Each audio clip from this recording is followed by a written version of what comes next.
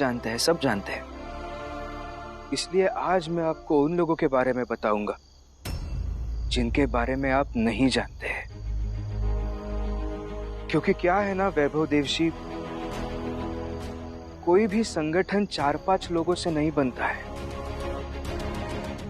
वो एक समूह होता है बहुत सारे लोगों का, जिनमें से 4-5 लोगों के नाम हमें और इतिहास को याद रहते हैं। लेकिन बाकी 95 लोग भी होते हैं जो संघर्ष करते हैं, लेकिन वो छोटी जात के होते हैं।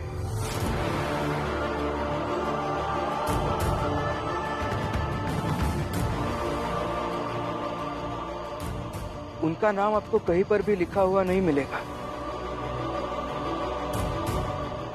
क्योंकि इतिहास तो वो लोग लिख सकते हैं ना जो पढ़ना लिखना जानते हैं।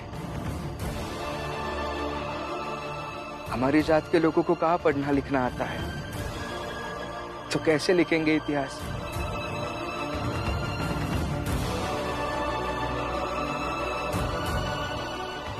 इसलिए वैभव देवशी,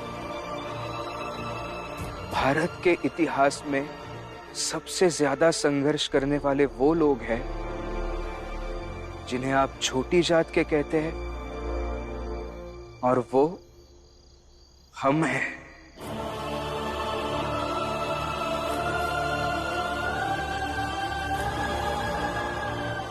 बड़ी जात के घर में बच्चा पैदा होता है तो ईश्वर का आशीर्वाद समझ लिया जाता है,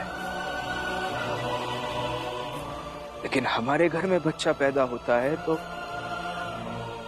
समाज के लिए अभिशाप बन जाता है।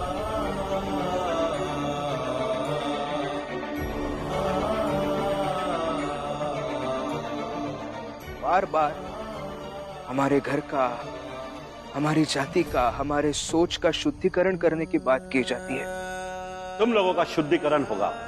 तुम लोगों को दीक्षा देकर एक बेहतरीन स्थान देना चाहते हैं, सम्मान का पात्र बनाना चाहते हैं।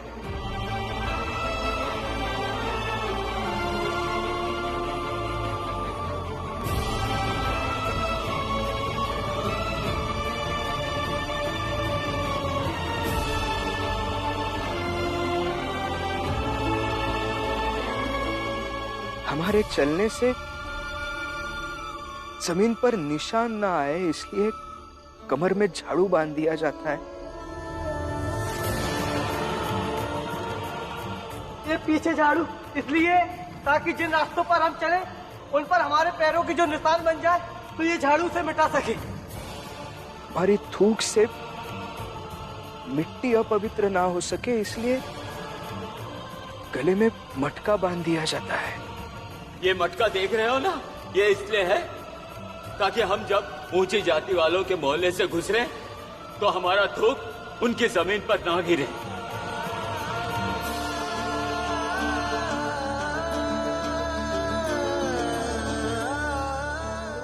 ईश्वर और धर्म से डराया जाता है हमें, लेकिन मंदिर में प्रवेश नहीं दिया जाता है।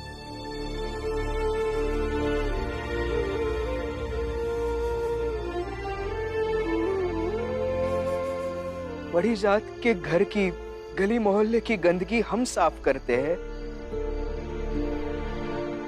लेकिन हमारे छूने से पानी गंदा हो जाता है।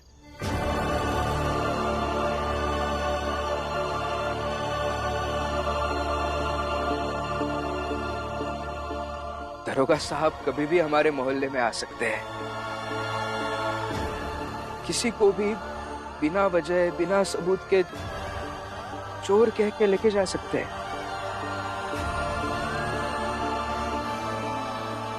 कोई भी हमारे मोहल्ले में आ सकता है, सामान उठाकर पटक सकता है, किसी को भी मार सकते हैं।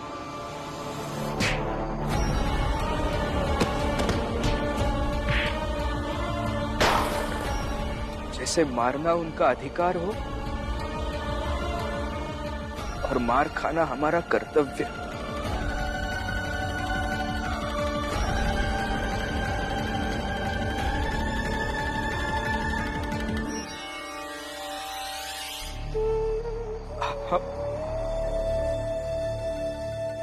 हमारी आई मर जाती है तो जलाने के लिए जगह भी नहीं दी जाती है। इसे जलाओगे कहाँ? वहीं जहां हम लोग अंतिम संस्कार करते हैं। वहाँ तो हम नहीं जलाने देंगे। इस महिला की लाश अगर तुम वहाँ जलाए तो पूरे गांव का वातावरण दूषित हो जाएगा। जाओ, ले जाओ, कहीं और जाके जलाओ।